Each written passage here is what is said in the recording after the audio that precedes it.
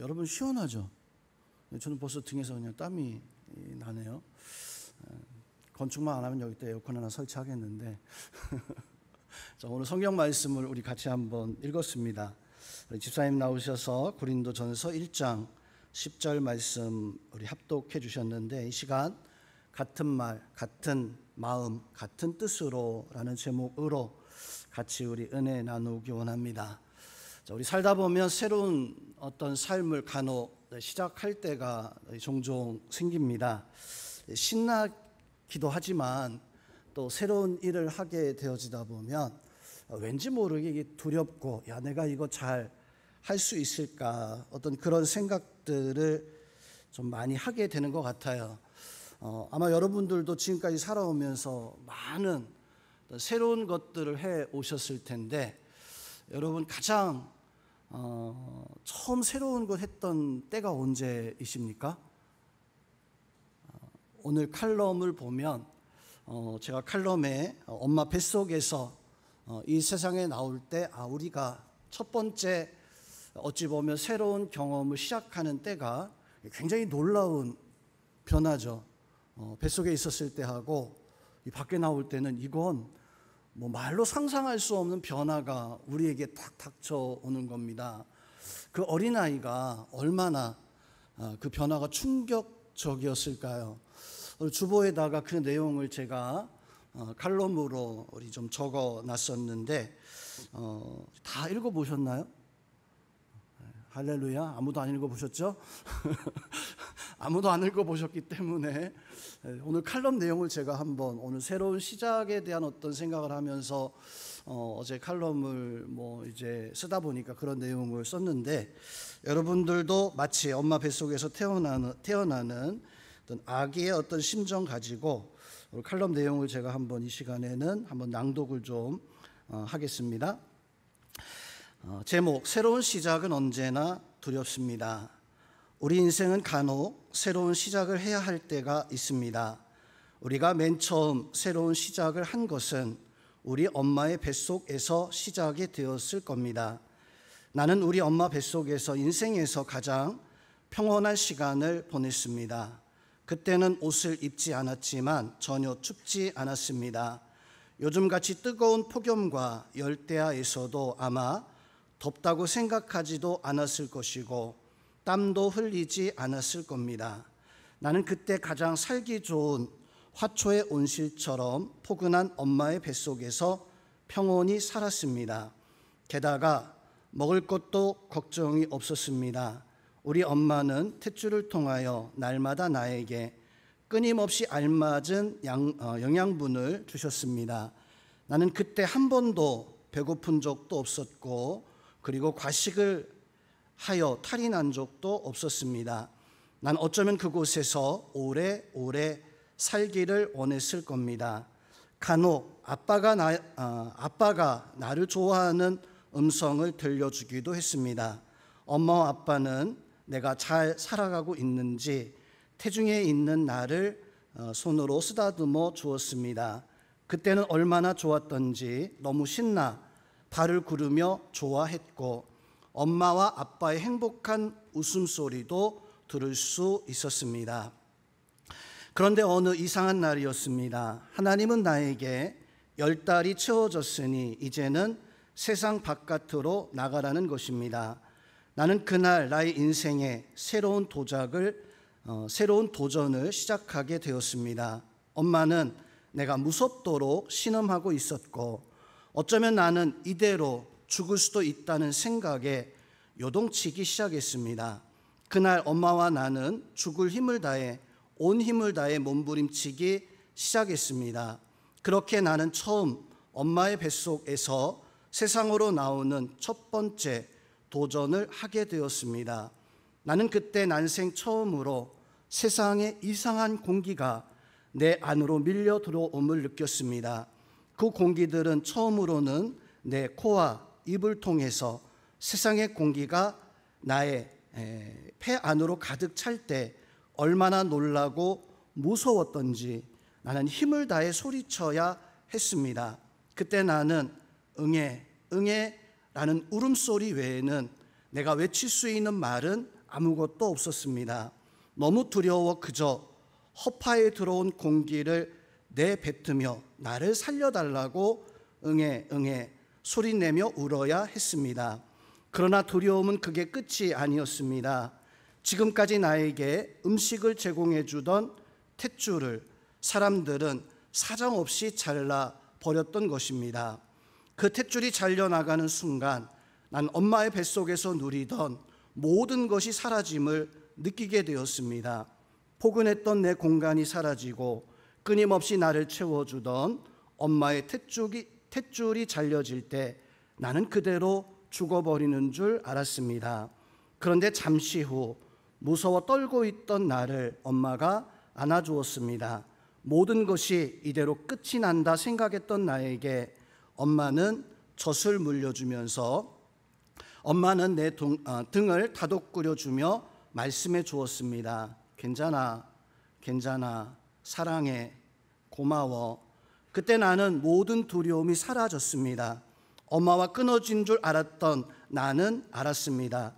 이것이 새로운 시작이라는 것을 알 수 있었습니다. 그때 내가 새로운 시작을 포기했다면 어찌 되었을까요? 새로운 시작은 언제나 두렵습니다. 그러나 새로운 시작을 하려면 내가 쌓아놓은 성을 무너뜨려야 합니다. 새로운 시작은 언제나 두렵습니다. 그러나 포기하지 않아야 합니다. 그것이 내가 행복하게 살아가는 방법이기 때문입니다. 끝이에요. 감사합니다. 그냥 써본 이야기이지만 여러분들 그때 기억이 나세요? 기억이 나세요? 아마 아이 낳을 때는 기억이 날 것 같아요. 우리 아들, 딸들 낳을 때 특히나 우리 아빠들보다는 엄마들이 아마 더 내 아들을 낳을 때, 내 딸을 낳을 때 그 몸부림쳤던 그때 살만했어요? 죽는 것 같았어요? 우리 여선주에 7, 8 여선주에 살만했습니까? 죽는 줄 알았어요. 아마 제가 들었던 이야기들 중에서 아기 낳고 엄마들이 하는 말이 다시는 절대 안 날 거예요. 근데 이상하게 둘째, 셋째를 또 낳죠. 왜 그래요? 아마 사랑 때문에 그런 것 같아요. 아이를 키우면서 그 아이를 엄마가 이렇게 키우는 그 사랑 때문에 그런 것 같습니다. 우리 성도 여러분, 변화는 참 두려운 겁니다. 변화는 참 어찌 보면 내가 쉽게 도전할 수 없는 것이 변화입니다. 그런데 변하지 않으면 세상에서는 우리 결국은 도태되어지죠. 우리 신앙도 성경에서 보면 성경의 제사, 성경의 예배, 예전이라고 합니다. 그 예전도 많이 예전이 아니라 예배할 때 제사할 때 어떤 전 같은 예전이라고 하는데 성경에서도 이 예전, 예배 의식이 굉장히 많이 바뀌었어요. 크게 보면은 처음은 원시 제사의 예배가 있었습니다. 자, 원시 제사는 원시인들이 드리는 제사가 아니에요. 성경에서 율법이 아직 만들어지기 전에 예배 드렸잖아요.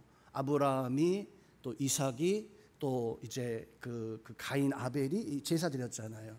그 제사를 이 원시 제사, 성경에 나와 있는 율법 이전의 제사를 원시 제사라고 합니다. 그리고 그 다음에 나타난 예배의 모습은, 예배가 어떻게 바뀌었냐면 광야에서 하나님이 성막을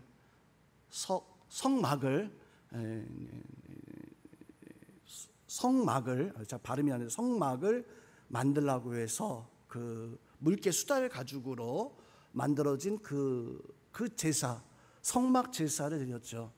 그 다음이 또 어떻게 달라져요? 그 다음에 예배가 어떻게 달라져요? 아시잖아요. 약속의 땅에 들어가서 솔로몬이 뭘 세웠죠? 성전을 세워서 성막의 제사가 이제는 예루살렘의 성전이 세워지는 성전 제사로 또한 바뀌게 되어집니다. 근데 그 성전은 백성들이 생각할 때 영원할 줄 알았어요. 하나님이 다윗을 통해서 그렇게 약속하셨고 솔로몬이 그 성전을 세웠으니까 그 성전은 금으로 또 돌로 세웠으니까 절대 무너지지 않는다 생각했는데 그만 솔로몬 성전은 완전히 무너져 버리죠. 지금 흔적도 없이 남은 것 없이 다 무너져 버렸어요. 그래서 이 예배가 또 바뀌는데 어떻게 바뀌냐면 성전이 무너지면서 이 백성들은 성전이 없는 예배를 드리기 시작합니다. 어디 가서 예배 드리냐면 바벨론 포로에 가가지고 거기서 회당이라는 것을 만들어요. 회당. 회당의 예배가 오늘 우리가 드리는 이 교회 예배하고 가장 근접한, 성전도 제사 드리고 성막에서 제사 드리고 아브라함도 제사 드렸지만 그것은 희생의 제사를 드리는 양을, 송아지를 이렇게 잡아 드리는 예배였었지만 이제 회당의 예배는 모여서 우리처럼 기도하고 찬송하는 그런 회당의 예배로 또한 달라지게 됩니다. 그래서 회당의 예배부터 이제 우리까지 왔구나, 그게 아니에요. 예수님께서 이 땅에 오셔서 바로 제자들을 세우시고 제자들을 세우신 다음에 마가다락방에서 성령의 은혜가 임하는 그런 성령의 예배를 드리게 되어지죠. 그러면서 회당 예배, 성령이 함께 하시는 그 예배가 오늘날 우리가 드리는 그런 예배의 모형이 되어져서 2000여 년 동안 조금씩 좀 민족마다 또 나라마다 예배의 모습이 조금씩 달라지긴 했습니다. 오늘에 처음 왔을 때에는 남녀 7세 부동석이라 그러죠. 그래서 지금 저기 지금 여자 청년들하고 남자 청년들하고 섞여 앉아 있는데 아마 우리 교회 처음 서상윤 목사 이런 분이 봤으면은 저거 큰일 난 겁니다. 지금 저거 저희 같이 있어서 예배 드리면 안 되는 거고, 지금 다 부부끼리 그래도 좀 앉아 있는데 간혹 가다가 내 신랑 아닌데 내 옆에 앉아 있는 경우도 있잖아요. 그때 그런 걸 방지하기 위해서 우리 중고등부 아이들 총신대 가서 보면 거기에 교회 하나 가봤어요? 중고등부 애들 가봤어요? 안 가봤어요? 기역자로 되어져 있는 마루 예배 안 가봤구나. 거기 가면 가봐야 되는데, 기역자로 되어져 있는 교회에서 예배를 남자 이쪽, 여자 이쪽, 목사님은 남자만 보고 또 설교하다가 남자만 보면 여자들이 삐지니까 여자 한번 보고 그렇게 예배를 옛날에는 처음에는 기역자 예배당에서 예배를 드렸어요. 그 다음에는 야 이거 불편하다. 목사님이 여기로 왔다가 졸려 왔다가 불편하다. 그래서 한 공간에서 이렇게 같이 이제 예배를 드렸는데 문제는 같이 예배 드릴 수 없으니까 어떻게 했을까요? 혹시 우리 어르신, 저보다 나이 드신 분들 중에서는 그런 실에서 예배 드려보신 분이 있을 줄은 모르겠습니다. 가운데 커튼을 이렇게 쳐가지고 여자가 보지 못하게, 저쪽에 내 신랑이 뭐 하는지 보지 못하게 커튼을 쳐서 예배가 그렇게 바뀌었어요. 그러다가 나중에는 야 이거 커튼 그거 귀찮다, 같은 공간에 있는데 이게 있고 없고 뭔 차이, 그 커튼을 치우고 예배를 드리다가 지금 여러분들은 예배를 장의자에 앉아가지고 이렇게 예배를 드리는데, 아마 기억들은 저보다 연배가 좀 있거나 아마 저 정도 나이 되었으면은 다 아실 거예요. 교회가 처음에는 완전히 마루바닥, 지금 대리소로 되어져 있는데 마루바닥에 그냥 앉아서 드리거나 조금 고급지면 방석을 가져다가 방석 놓고 그렇게 예배 드리는, 그러다 보니까 어떤 데는 이렇게 푹 파이는 데가 있어요. 푹 파여 있는데, 우리 청년들 왜 파여 있었을까? 학생들 왜 파여 있었을 것 같아요? 거기는 권사님 자리예요. 집사님 자리예요. 새벽마다 시간마다 거기 와가지고 거기 와서 계속 문 떼다 보니까 거기가 쑥 파이는 거예요. 그래서 그렇게 마루바닥에서 예배드리다가 불편하잖아요. 여러분들 마루바닥에서 예배드리면 불편하니까 의자가 이렇게 장의자가 세워졌는데, 장의자가 교회 들어올 때 교회들이 회의를 했습니다. 교회 의자에서 앉아서 드리는 게 예배가 은혜가 되냐 은혜가 안 되냐라고 하는 것을 회의에서, 야 괜찮다 하는 교회들은 의자를 들여다 놓고 예배 드렸고, 안 괜찮다 하는 교회들은 여전히, 제가 어릴 때도 보니까 많은 교회들이 마룻바닥에 앉아가지고 박수치면서 막 이렇게 예배 드렸던 그런 교회들이 참 많이 있었습니다. 지금은 마룻바닥 교회가 없는 것 같아요. 정말 간혹 어떤 기도원이나 이런 데 가면 특별하게 그냥 그렇게 되어져 있는 데는 있지만 마룻바닥은 없는 것 같아요. 지금은 오히려 이 장의자도 편해요? 아니면 조금 불편하셔요? 나중에 건축하면 장의자로 할까요? 개인 의자로 할까요?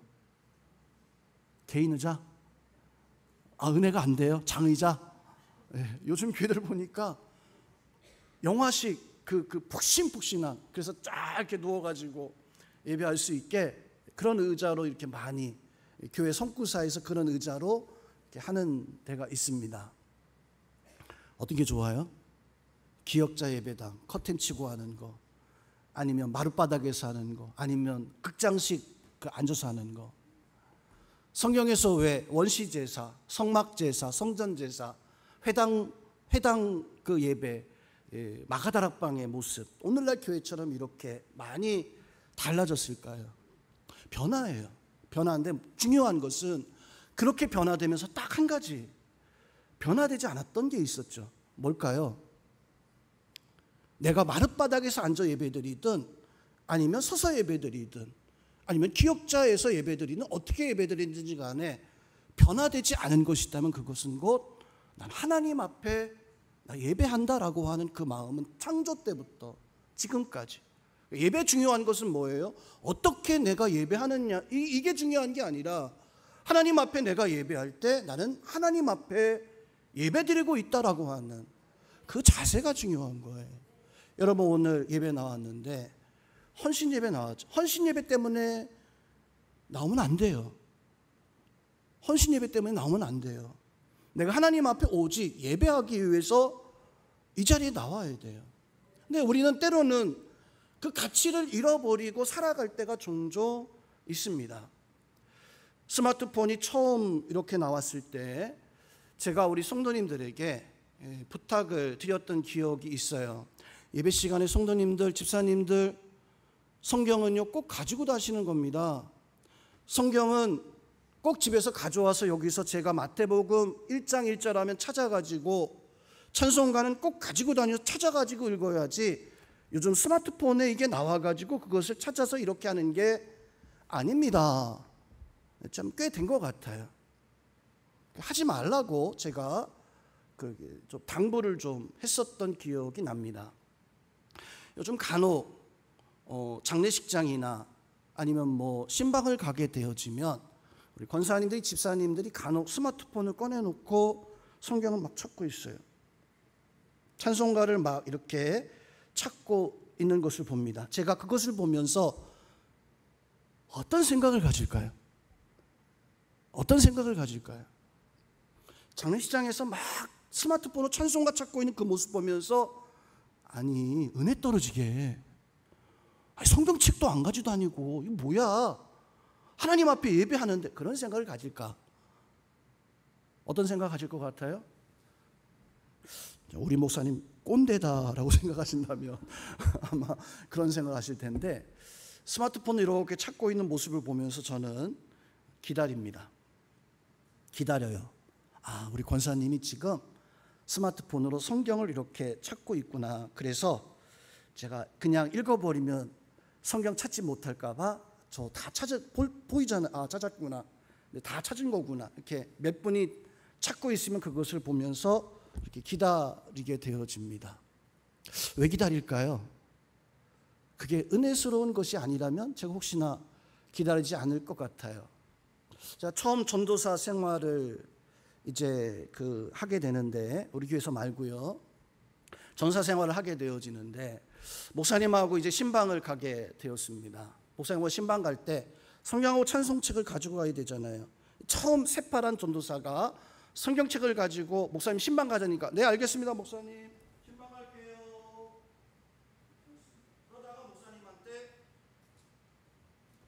혼났어요. 우리 청년들, 목사님이 왜 혼났을까요? 제가 다시 한번 잘 보세요. 목사님이 저한테, 목사님 김 전도사 신방 가자. 예 알겠습니다 목사님, 신방 가겠습니다.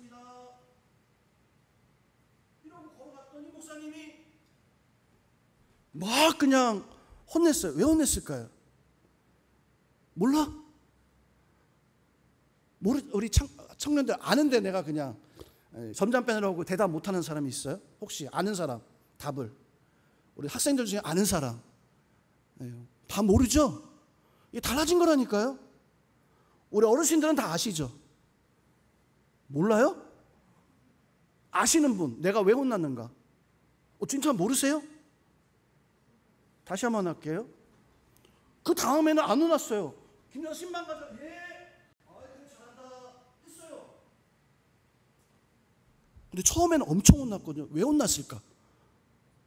자, 이제 지금도 모르시는 분, 아시는 분, 제발 손 좀 들어요. 아시면 손 좀 들어요. 다시 한번 힌트 드리겠습니다. 잘못됐을 때. 목사님 신방 가겠습니다. 칭찬받았을 때.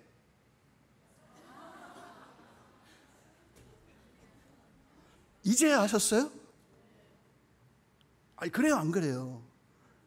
옛날에 목사님들이 이렇게 신방 다니는 거 아마 한 번도 못 봤을 겁니다. 목사님 성경책 드는 방법은 딱 해가지고 여기 딱 해가지고 이거 움직이면 안 돼요. 신방을 가는데 성경책을 나는 겸손하게 옆에 이렇게 딱 끼고 가는데, 야, 김전도사, 성경책은 그렇게 드는 게 아니라 이렇게 드는 거야. 이렇게 들고 있는 거야. 그랬죠? 목사님들 다 옛날에 성경책을 이렇게 들고 있습니다. 제가 오늘 설교하면서 성경책을 혹시나 이렇게 들고 오시는 분이 있는가 봤더니 없더라고요. 왜냐하면 다 가방에 넣고 오거나 뭐 그러다 보니까 아무도 이렇게 들고 오지 않는데, 그런 목사님들 앞에서 우리가 스마트폰 가지고 막 마태복음 몇 절이요? 2장이요? 잠깐만요. 장로님 목사, 아마 크게 혼줄을, 그런 어르신들은 아마 혼줄을 내셨을 것 같아요. 중요한 게 뭐냐 하면, 성경책을 이렇게 드는 것도 뭐 저렇게 드는 것도 뭐 좋겠지만, 중요한 것은 하나님이 정말로 기뻐하고 있는 것이 무엇이냐, 하나님이 우리에게 정말로 원하시는 것이 그것이 무엇이냐. 여러분이 하나님이 정말로 원하고 있는 것이 뭐예요? 어떤 걸 나한테 원하고 있을까요? 예배 시간 딱 맞춰서 교회 오는 거, 헌금 생활 잘하는 거, 뭐 이런 것도 많이 원하시겠지만, 하나님 정말로 원하시는 것을 우리는 알아야 됩니다.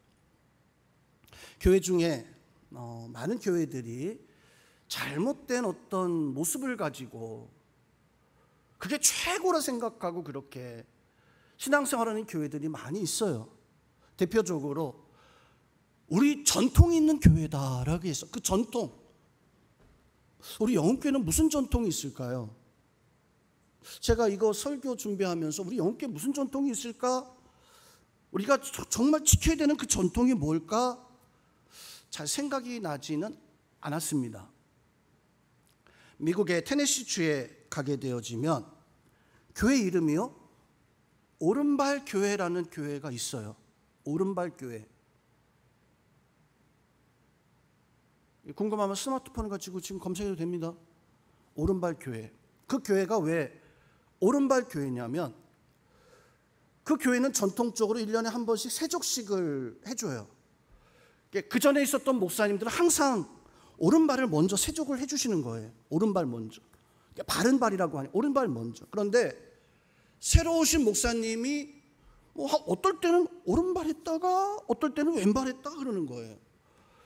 집사님이 자기 순서 돼가지고 이렇게 하는데 왼발을 잡아가지고 왼발을 이렇게 세족식을 하는 걸 보면서 이 집사님이 목사님, 오른발 먼저 해주는 게 성경적인 것 같은데요?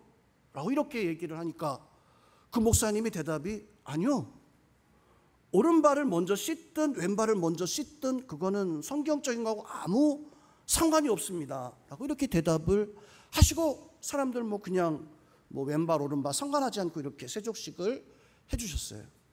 나중에 성도들이, 야, 아니야, 오른발 먼저 씻는 게 맞아 해가지고 그 성도들이 자기들끼리 모여가지고 교회 나가서 밖에서 교회를 세웠는데, 그 교회 이름이 뭐예요? 오른발 교회. 그냥 제가 농담으로 하는 얘기가 아니라 실제 오른발 교회라는 교회가 미국 테네시주에 지금은 존재하는 모르겠지만 아마 네이버나 이런 데 검색하면 아이굿 뉴스라고 하는 한 장로교 전통 그 교회에서 나오는 거기에 칼럼처럼 이렇게 딱 나와요.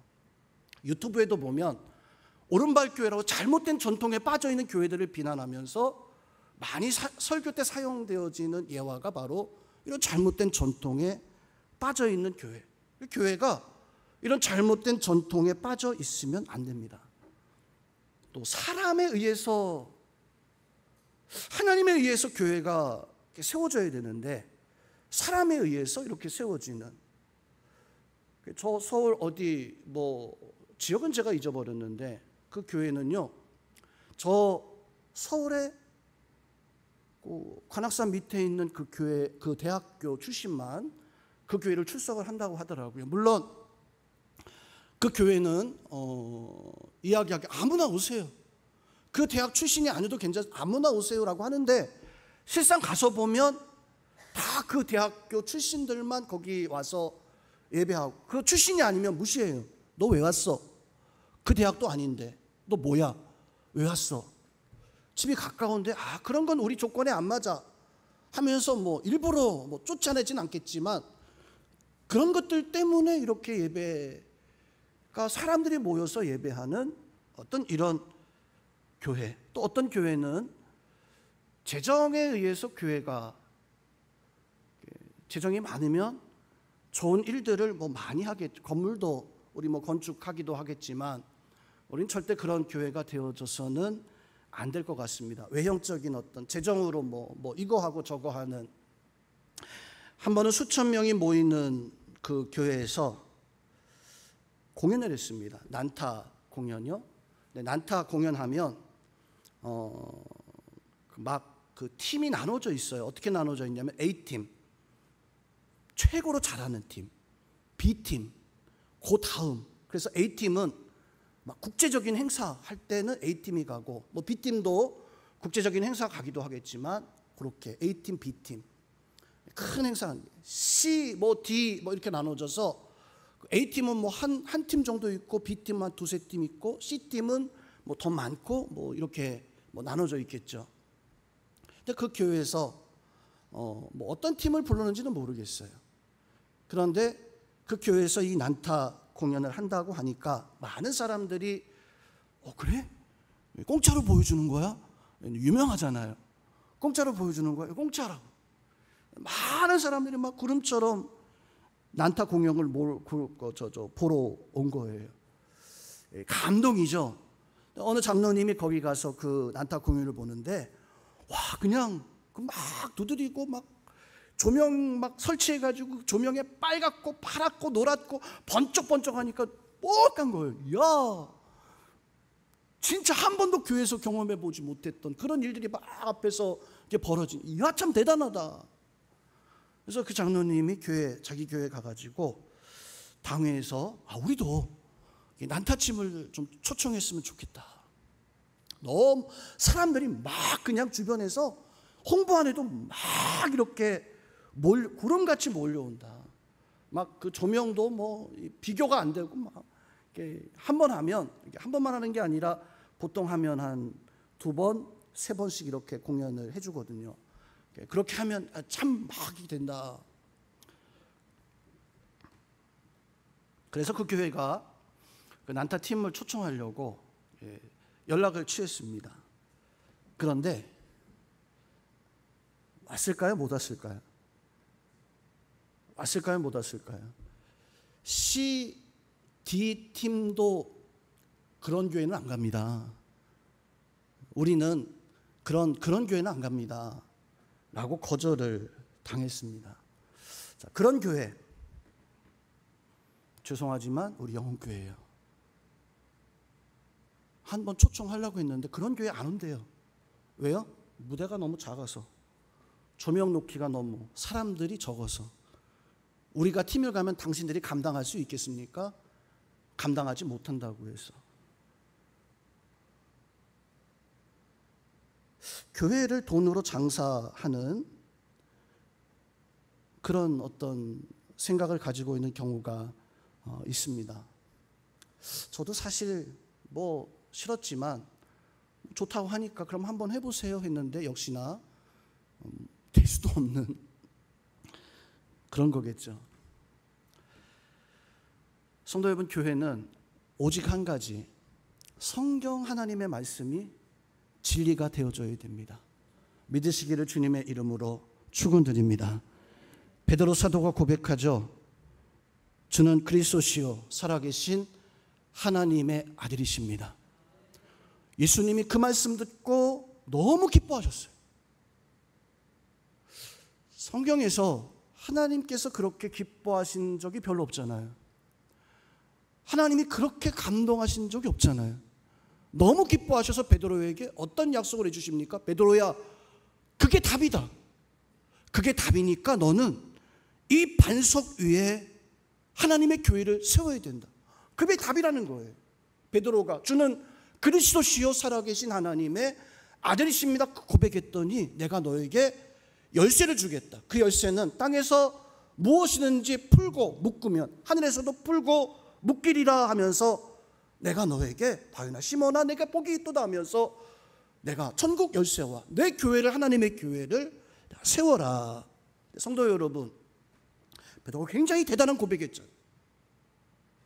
성경에서 베드로가 있었던 고백을 성경에서는 이렇게 말씀하고 있습니다. 그것은 베드로 내가 내 혈육, 내 피, 내 지식으로 그것을 알게 된 것이 아니다. 무엇 때문에 알았다고 말씀하고 있어요? 하나님이 너에게 알게 해주신 것. 그 말씀의 의미를 우리는 잘 생각해야 됩니다. 하나님 앞에 예수님 말씀을 듣고 바른 예배를 드렸더니 베드로가 그런 고백을 하게 된 거예요. 성령은 우리가 하나님 앞에 정말 하나님이 원하시는 장소도 아니에요. 예루살렘도 아니고 여기도 아니다. 오직 예배한 자는 신령과 진정으로 예배하라라고 그렇게 말씀하잖아요. 베드로가 예수님 앞에 오직 한 가지 주는 그리스도시요 살아계신 하나님의 아들입니다라고 하는 그 예배의 개념을 가지고 고백했을 때 그 자리에 예수님의 은혜가, 예수님의 능력의 역사가 그 자리에 임하게 되어졌던 거예요. 오늘 여러분도 여러분의 예배에 하나님이 함께하기를, 하나님의 은혜가 여러분들 가운데 함께하기를, 교회 본질이 무엇인가, 교회 본질이 과연 어떤 것인가. 제가 언젠가 한번 설교할 때 그런 이야기를 했던 적이 있습니다. 교회는 사육을 해야 됩니까? 교회는 교육을 해야 됩니까? 교회는 양육을 해야 됩니까? 좀 바꿔서 다시 한번 물어볼게요. 우리 영혼교회 여러분들은 사육을 받고 있었습니까? 여러분들은 교육을 받고 있었습니까? 여러분들은 양육을 받고 있었습니까? 사육받았던 분들 한번, 제가 탓하지 않을게요. 나는 지금까지 영혼교회에서 사육만 당했던 것 같다. 없으세요? 자, 그러면 우리 영혼교회는 나를 솔직하게 대답하세요. 제가 앞에서 본다고 이야기하지 마시고 양육받았던 것 같다. 나는 교회에서 양육받았다. 강비 손 든 거냐, 콧구멍 간지러운 거냐. 감사합니다. 강비는 양육받았다고 하니까. 그리고 다른 성도님들한테도 감사합니다. 왜냐하면 저도 사실 그냥 양육 같은 양육을 하지 못했거든요. 그냥 저도 사실 이야기한다면 겨우 교육을, 성경 교육, 신앙 교육 정도는 해왔었던 것 같아요. 그렇죠. 여러분들 양육 못 받았어요. 죄송하지만 교육을 받아왔었어요. 성경에 대한, 기도에 대한, 신앙에 대한 교육은 참 많이 받으셨는데 양육을 받지 못했어요. 사육은요, 돼지를 먹이고 또 먹여서 잡아먹기 위해서, 그게 사육이죠. 아마 우리 신앙생활에서 사육받지는 않았을 것 같아요. 교육이라고 하는 것은 가르칩니다.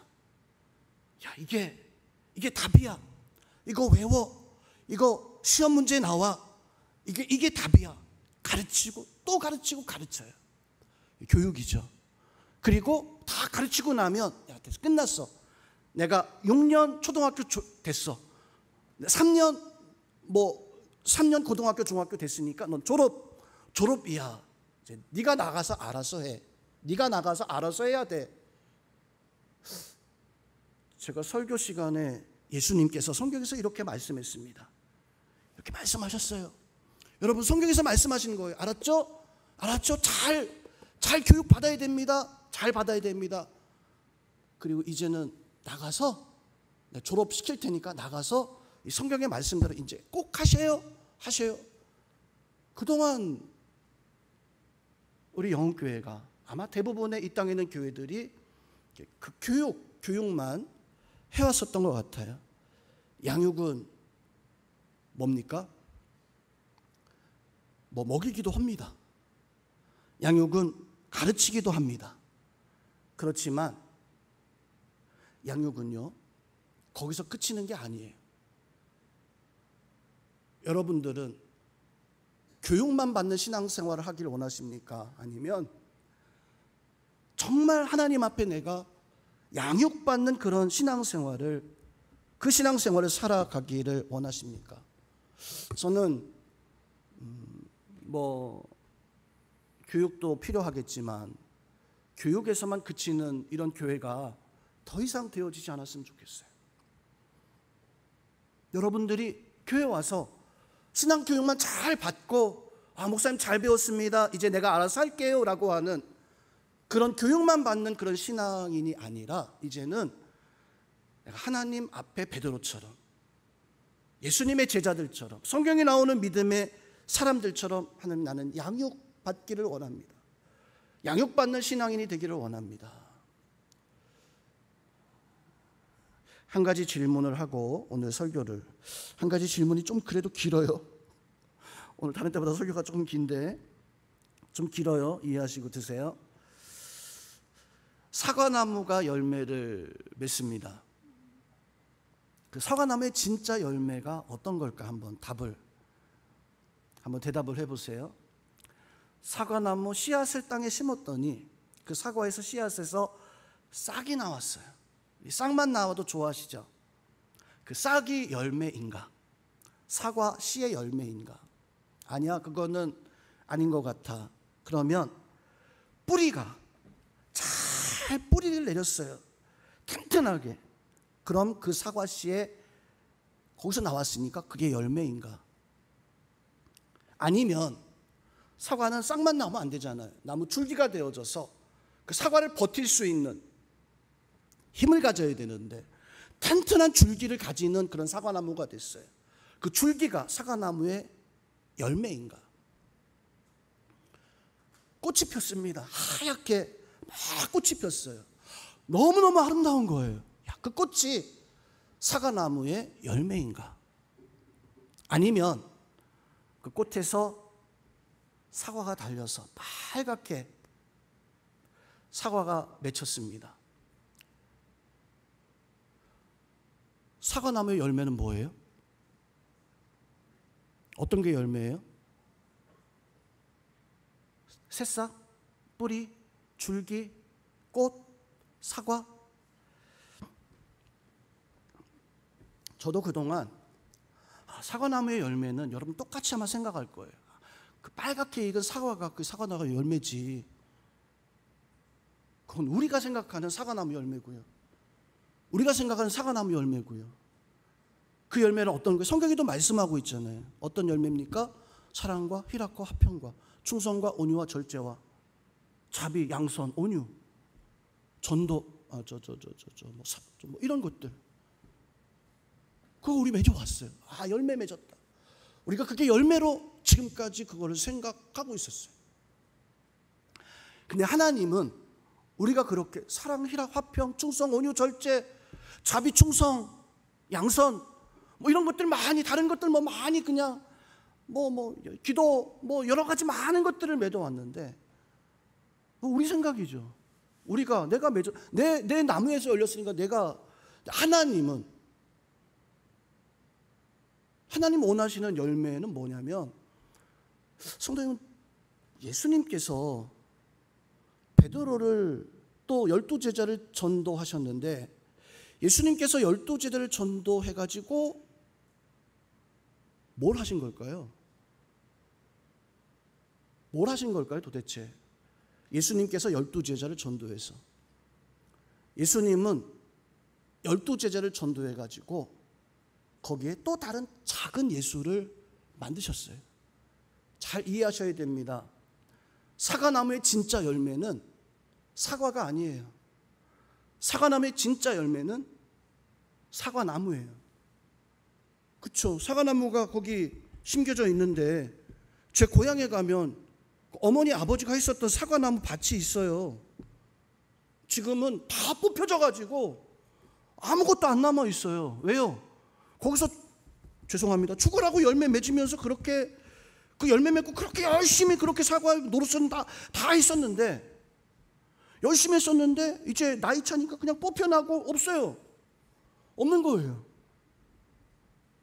사과나무의 진짜 열매는 예수님이 이 땅에 사과나무, 포도나무였었는데 너희는 내 가지라 하셨잖아요. 예수님 붙어서 열매를 막 맺었어요. 거기서 이제 끝나고 나면 뽑히고 나면 이거 없는 거예요. 사과나무의 진짜 열매는 그 옆에 또 다른 사과나무가 세워져야지. 그게 진짜 사과나무의 열매 아닌가요? 하나님의 복음의 역사는 바로 그 또 다른 사과나무의 열매를 사과나무를 세우는 거예요. 그게 진짜 복음의 열매입니다. 예수님의 양육이 바로 그거예요. 사육과 교육은 열매 맺는 것에서만 끝나요. 나가서 열매 맺어라. 빨간 열매 맺어라. 포도 열매 맺어라. 사랑과 충성, 온유 다 실천하면서 살아라. 그런데 예수님의 양육의 목적은 제자들을 이 땅에 또 다른 사과나무 삼으셔서 그들을 통해서 또 다른 사과나무를 심어 나갈 수 있도록 성경에서 말하고 있는 거잖아요. 성경에서 말씀해 주고 있는 거잖아요. 근데 우리는 그동안 이 사과나무를 만들지 못했어요. 나는 그냥 내 열매는 많이 맺었는데 이 사과나무를 만들지 못했어요. 아니요, 죄송합니다. 계속해서 이 사과나무를 만들어 가야 되는데 그만 내 가정을 사과나무 만들었으면 또 그 다른 사과나무들을 만들어 가야 되는데 그만 우리는 그렇게 하지 못하고 있었습니다. 자, 오늘 설교가 좀 긴데요. 제가 오늘 이 얘기를 하는 거는 이제 9월 첫 번째 주에 이제 부산에 한 번 더 마지막 교육을 받으러 가게 되어집니다. 거의 6개월 가까이 교육을 받으면서 도날개가 도대체 뭘까? 주변에 있는 친구들은 저한테 그런 얘기를 하더라고요. 먼저 도날개 했었던 친구들이 얘기하더라고요. 너 그거 하지 마. 너 그거 하면 너 견디기 힘들어. 너 목회하기 힘들어. 그거는 정말 그냥 모든 게 이거에 맞춰져 있어. 그거 하면 너 아마 목회하는 거 힘들 거야. 근데 그 목사님들 이야기를 가만히 듣다 보면 맞아요. 틀린 얘기는 아니에요. 그런데 그 목사님들 이야기를 가만히 듣다 보면 그러면 나한테 설교는 열심히 하고 다른 건 열심히 하는 건데 전도하는 거를 하지 말라는 거구나. 선교하는 그것을 나한테 하지 말라는 거구나. 그 생각이 저한테 들려왔어요. 6개월 정도 도날개 왔다 갔다 하면서 제가 느꼈던 게 뭐냐면 이 도날개는 다녀오신 분들 한 번 정도 갔다 오신 분들 알 겁니다. 이런 행사 저런 행사 많이 만들어서 그거 아니에요. 제가 딱 내린 결론이 뭔가 봤더니 그냥 전도하자는 거예요.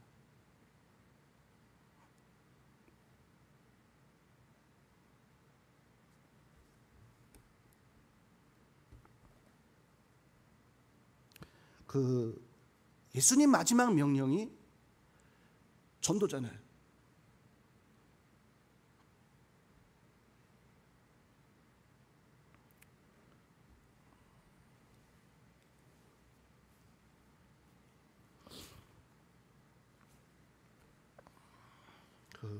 다음 주에도 제가 한 번 더 드날기 시스템에 대해서 한 번 더 이야기를 할 겁니다. 근데 그 내용을 보면 가장 먼저 가서 전도 모임, 행복 모임이라 그래요. 전도 모임 그거 시작하라 그래요. 전도하라고. 그 다음에 가면은 양육 받는데, 그 양육이 뭐냐면 목사님 전도하는 그 사람을 이제 훈련시키면 됩니다. 전도 훈련시키세요. 양육이 그거예요. 그 다음에 가면 제자 학교라고 하는 거 하는데, 제자 학교에 가서 보면 또 그 내용이 뭐냐면 목사님 다른 거 하지 말고요. 그 사람들 오면 그냥 전도 훈련시키세요. 그 얘기하고 있어요. 갈 때마다 했던 얘기 또 하고 했던 얘기 또 하고 했던 얘기 또 하고.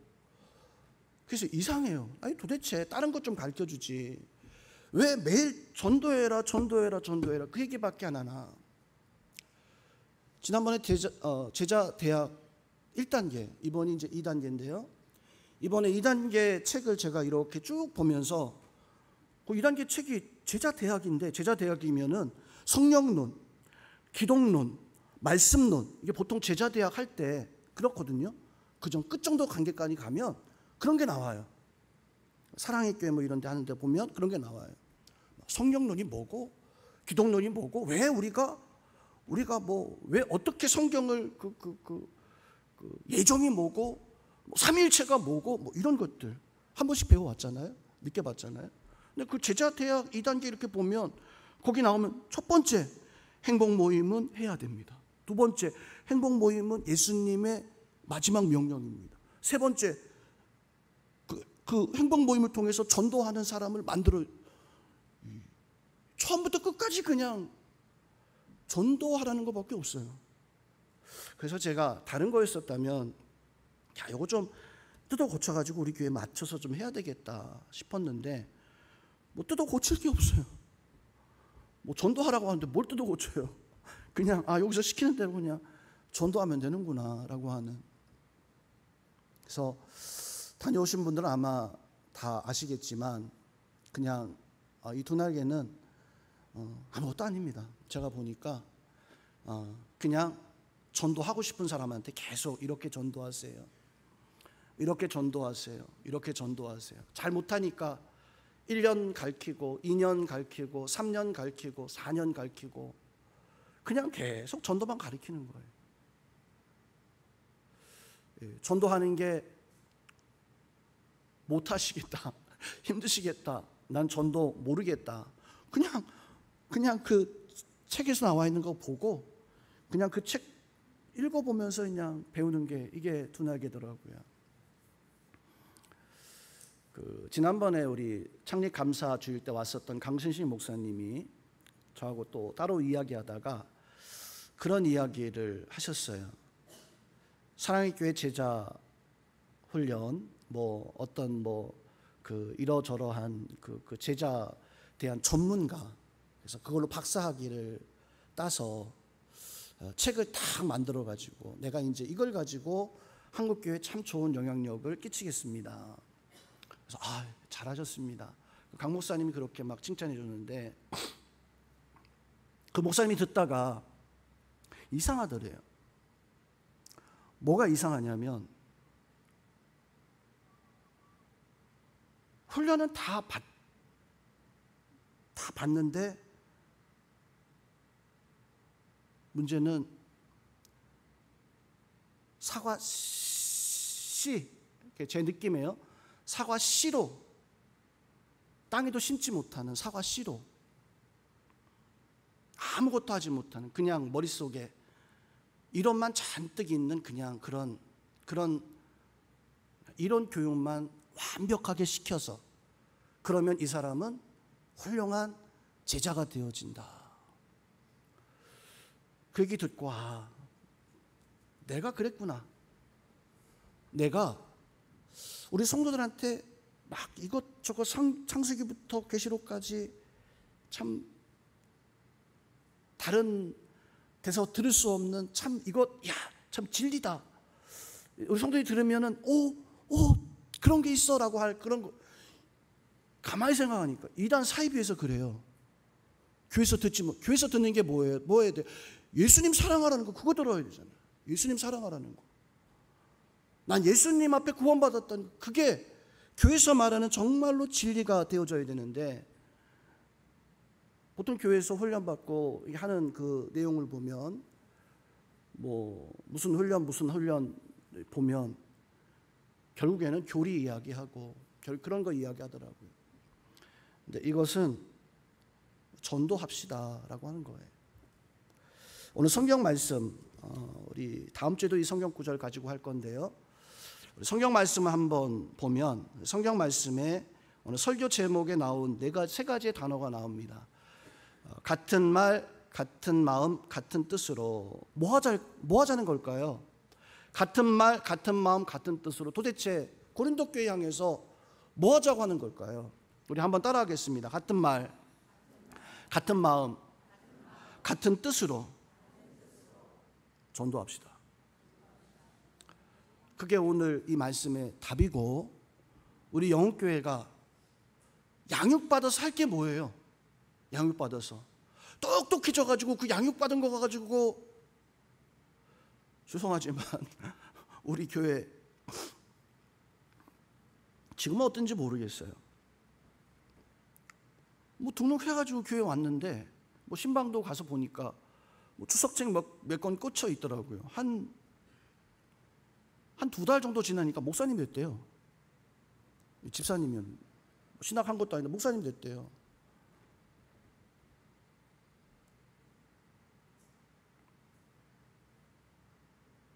이게 참 어리석은 우리의 현실입니다. 하나님 원하시는 것은 내가 뭘 이렇게 쌓아가는 게, 하나님 원하시는 것은 그냥 사과나무를 내가 만드는 거예요. 예수님 믿는 내 가정을 사과나무 만들고, 내 친구를, 내 직장을 사과나무 만들고, 그게 우리의 신앙의 답이다라고 하는 그 생각을 가지시기를 바랍니다. 그래서 같은 말, 같은 마음, 같은 뜻으로 가서 배우면 같은 열매를 맺자. 그 열매가 말하는 게 무엇이냐면 바로 전도하자. 우리 한번 따라하겠습니다. 예수님이 나에게 부탁하신 전도가 답입니다. 예수님은 다른 명령한 게 없습니다. 전도의 명령, 영혼 구원하라고 제자들에게 그거 가르쳤고, 그거 양육시켰고, 우리도 전도해서 영혼 구원할 수 있는 은혜 있기를 바랍니다.